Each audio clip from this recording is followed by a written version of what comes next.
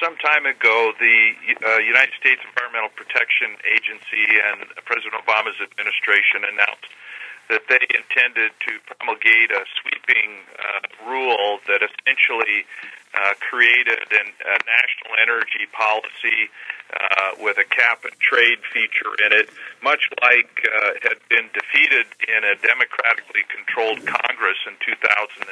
And as you know, President Obama has said that he intends to go around the Congress, and he's done that several times, most recently the Waters of the U.S. rule, which has now been stayed with an injunction because the federal courts have said that they think it's likely that the 31 states that have sued that over that rule will prevail. So we've had another situation with the so-called Clean Power Plan that the EPA has promulgated under the auspices of the Clean Air Act, and we've been commenting on this rule.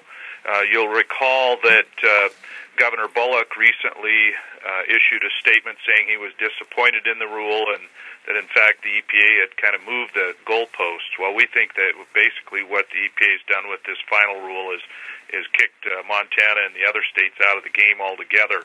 This rule under Section 111D of the Clean Air Act purports to require states to come up with plans to drastically reduce carbon emissions.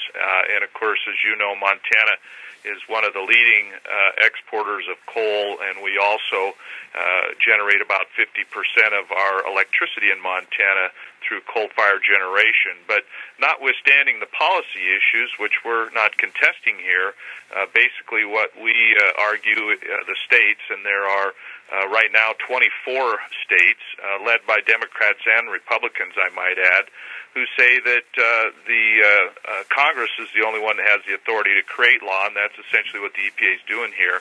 And so we'll see how it goes. I believe that there are a lot of other groups have filed suit here today, and even more may follow.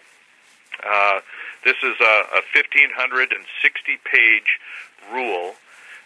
It basically is a job killer, and it will hurt our economy, and it'll raise the cost of purchasing electricity for everyone, including the poor and the disadvantaged. So we're going to see what we can do to get this rule enjoined while we litigate the merits of the case, but this is the first step.